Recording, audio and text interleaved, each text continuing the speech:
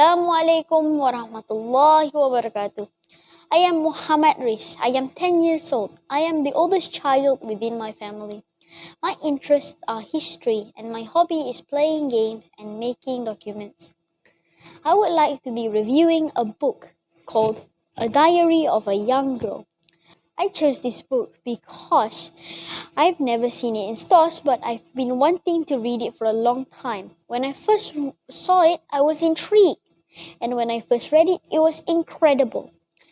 The book was made by Anne Frank and was published by Wilco Publishing House. It was published in 2011. There are 285 pages, and the book has a hardcover.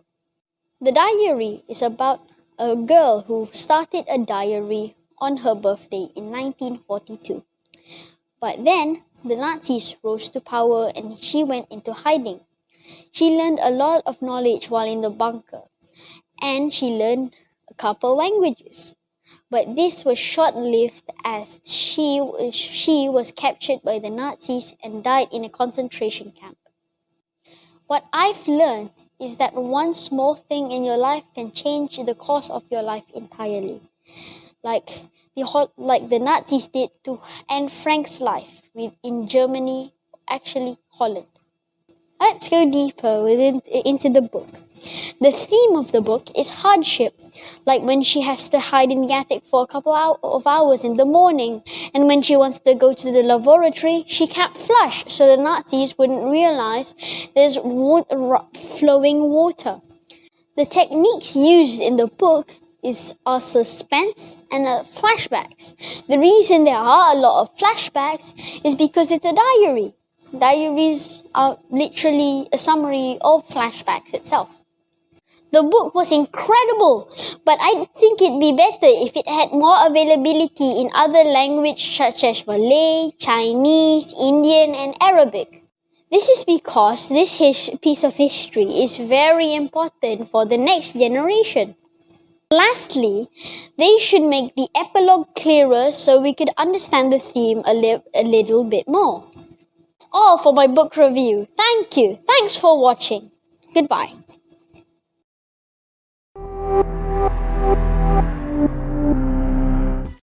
Assalamualaikum and a very good day. My name is Nur Alia Iliyin and I am 12 years old. I am the first child among 4 siblings. A little bit about me, I like to try new things in life. So sometimes I will try new things. I find reading really rewarding and an escape from my hectic and busy life. Today, I'm very glad I had this opportunity to share about a special book that I liked.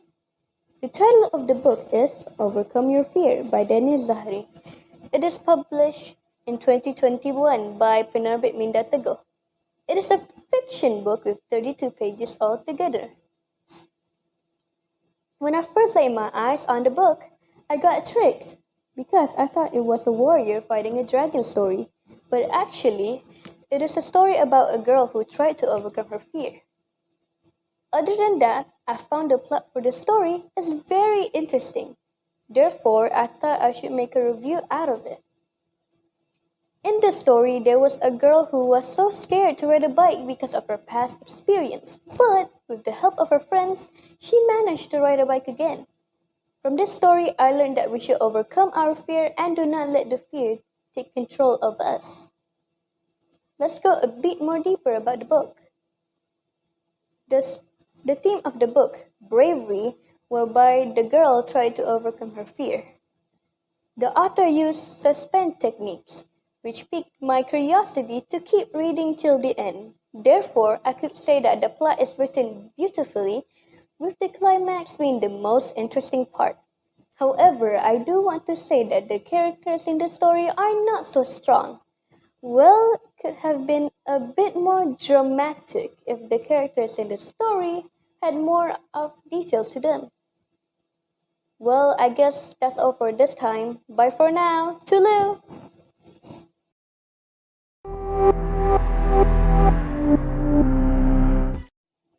Assalamualaikum Assalamualaikum dan selamat sejahtera. Saya Nurmaliha Zahra binti Jamaluddin. Saya berumur 9 tahun. Saya bersekolah di Sekolah Kebangsaan Clifford. Baiklah, kawan-kawan, saya ingin berkongsi tentang sebuah buku cerita yang saya amat minati. Buku ini bertajuk Serama Jantan yang Sombong. Buku ini mengandungi 30 muka surat. Ia diterbitkan pada tahun 2014 oleh syarikat penerbitan Zafran. Penulis buku ini bernama Zarinah Ismail. Saiz buku yang kecil dan nipis ini sangat sesuai sebagai bahan bacaan murid tahap 1. Saya memilih buku ini kerana ilustrasi nampak menarik. Tambahan, lagi terdapat gambar-gambar yang berwarna yang membuatkan pembaca tidak bosan membaca buku. Buku cerita ini mengisahkan watak ayam serama jantan. Ayam serama jantan ini memiliki sikap yang tidak baik, iaitu sombong dan angkuh. Ceritanya bermula dengan seorang peternak yang menternak ayam. Dia menternak ayam katik, ayam kampung dan ayam serama. Suatu hari, penternak telah membeli seekor ayam serama jantan baharu. Ayam ini mempunyai bulu yang bersinar-sinar dan pandai berkokok. Kokokan yang kuat, merdu dan serta nyaring memang tidak dapat ditandingi. Manakala ayam-ayam yang ada di dalam reban itu tidak sabar untuk berkawan dengannya. Namun, begitu ayam serama jantan ini tidak sudi, malah memandang rendah terhadap ayam lain. Walau bagaimanapun, ayam serama betina cuba untuk berkawannya sebaiknya berlaku. Ayam serama jantan baharu itu menghina dengan menyatakan ayam yang ada di sini tidak setaratnya. Ayam serama betina memberitahu ayam lain bahawa ayam serama jantan tidak sudi berkawan dengan mereka. Ayam lain seperti ayam katik dan ayam serama rasa tersinggung dan kecil hati. Mereka merancang untuk mengenakan ayam serama jantan itu. Keesokan hari, ayam serama jantan baharu itu diberikan makanan yang istimewa oleh ayam katik dan ayam kampung. Ayam serama jantan begitu seronok menikmati hidangan tanpa disedari ayam serama makanan itu dicampur dengan cacing. Bila ayam serama jantan itu berkokok, dia tidak dapat berkokok dengan merdu dan kuat. Kokokannya menjadi garau.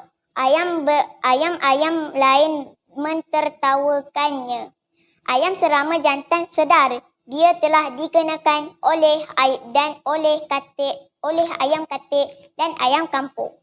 Pengajaran yang diperolehi daripada buku yang saya baca ini, jangan sesekali kita bersikap sombong, angkuh dengan kelebihan yang kita ada.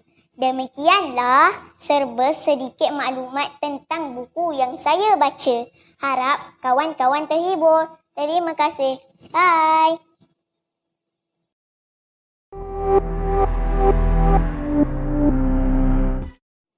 Assalamualaikum warahmatullahi wabarakatuh. Bak kata pepatah, tak kenal maka tak cinta. Nama saya Nurdalila Nusara binti Muhammad Hafiz. Saya berumur 12 tahun. Saya bersekolah di Sekolah Kebangsaan Clifford yang terletak di Kuala Lipis, Pahang. Hobi saya ialah memasak, manakala cita-cita saya menjadi peguam. Dalam video ini, saya berasa amat teruja untuk berkongsi sebuah buku cerita yang telah saya baca. Buku cerita tersebut berjudul Musuh Dalam Selimut. Di dalam buku cerita ini terdapat banyak isi menarik. Buku ini ialah hasil karya dari seorang penulis lelaki yang bernama Hafiz Daim. Buku ini diterbitkan pada tahun 2020 oleh PEP Publication.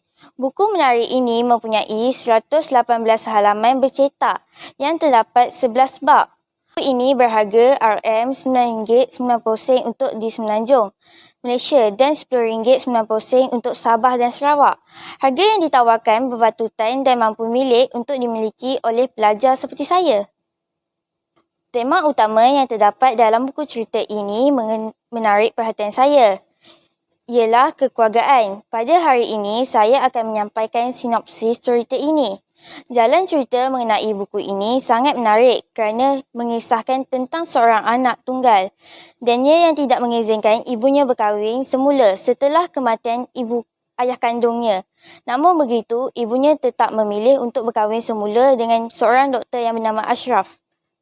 Dr. Ashraf juga memiliki seorang anak yang bernama Amalia dan ia menghadapi pelbagai dilema. Antaranya, dia berasa sedih atas perubahan sikap ibunya yang selalu marah kerana selalu bergaduh dengan Amalia, adik tirinya. Perkembangan cerita ini, dia mulai berasa bersalah selepas mengetahui perkara sebenar tentang kisah hidup Amalia yang berkaitan kematian ibu Amalia. Pada suatu hari, Daniel meminta maaf terhadap ibunya. Dia ingin berbaik-baik dengan bapa dan adik tirinya. Daniel terkejut apabila mendapati bahawa bapanya dibunuh pada hari yang sama dengan ibu Amalia turut mati dibunuh. Misteri terurai apabila Daniel dan Amalia berjaya menemukan bukti bahawa ibu Daniel yang telah membunuh ibu Amalia, kawan baiknya sendiri. Pengajaran yang diperoleh dari cerita ini ialah, pertama, kita perlu berfikir secara rasional untuk mencapai kata sepakat seperti cerita ini. Daniel dan Amalia harus menerima ibu bapa mereka terlibat dalam pembunuhan.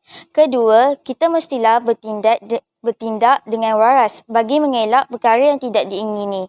Seperti perbuatan ibu Daniel yang sanggup membunuh kawannya sendiri kerana banyak hutang telah menyebabkan dia dihukum dengan hukuman yang setimpal. Ketiga, kita janganlah mudah menilai keburukan orang lain tanpa mengetahui cerita sebenar seperti Daniel yang memandang serong terhadap Amalia tanpa bertanya masalahnya. Itu saja daripada saya buat kali ini. Sekian, terima kasih.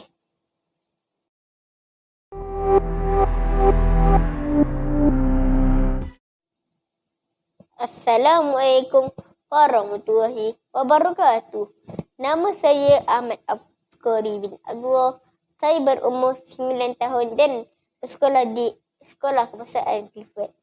Saya akan berkongsi tentang buku yang saya telah baca. Buku ini bertajuk Jauhi Perangai Sombong.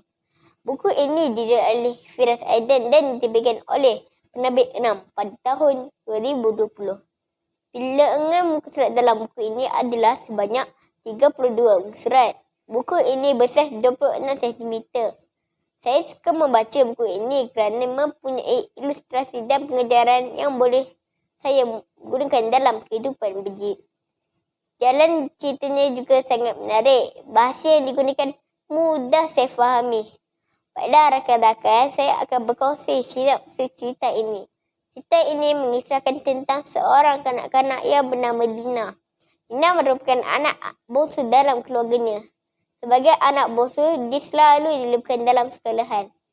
Semua kehendaknya dipenuhi oleh kedua orang tuanya, walaupun permintaannya agak keterlaluan. Lina semakin besar kepala. Ia langsung tidak mempedulikan kehidupan orang yang lebih susah. Pada suatu hari, Lina yang manja meminta untuk dibelikan sebuah basikal. Seperti biasa, ibunya memenuhi permintaan Lina. Dengan basikal yang baru itu, Lina mula meronda di kampungnya dengan niat untuk menaikkan basikal baru mahal harganya. Hatinya riang sekali tanpa memikirkan perasaan kanak-kanak yang sebaya dengannya. Tiba-tiba, Lina terserempak dengan seorang kawannya bernama Mira. Mira cuba untuk meminjam basikal Lina. Dengan angkuh dan sombong, Lina memarahi Mira. Mira merayu lagi, tetapi Lina menolak tubuh Mira dengan kasar sehingga terjatuh dan luka. Mira menangis teresak-esak. Keesokan harinya, Lina bermain basikal lagi di taman. Dengan bangga, Mira ada di situ tetapi hanya memerhatikan Lina bermain. Mira pulang ke rumah dan merengek meminta dibelikan basikal oleh ibunya. Tetapi ibunya meminta tangguh kerana tidak cukup duit. Mira kembali ke taman. Dia sudah tak tahan lagi melihat Lina bermain. Mira sekali lagi meminta pinjam basikal Lina. Tanpa rasa simpati, Lina terus mengejek-ejek Mira dan berlalu pergi dengan kayuhan yang laju. Mira menjerit meminta Lina berhati-hati semasa menuruni bukit. Tanpa disedari, ada bahaya menunggu Lina di hadapan. Basikal Lina terhuyung-hayang dan basikal tidak dapat dikawal. Akhirnya basikal yang ditunggang Lina merampus sebongkah batu besar. Sebelum terbalik, Lina juga terjatuh. Dia menjerit meminta tolong. Seluruh badan terasa sangat sakit. Tiba-tiba, Lina terdengar suara ibunya mengejutkan Lina dari tidur. Lina memandang sekeliling. Dia menangis teresak-esak. Sejak hari itu, Lina berubah menjadi seorang yang baik dan berkawan dengan Mira. Kelebihan yang saya dapati dari buku ini adalah pengajarannya, iaitu janganlah kita sombong dengan kelebihan yang ada pada diri sendiri dan berkawanlah dengan semua orang tanpa memilih bulu. Sekian sahaja perkongsian daripada saya. Terima kasih.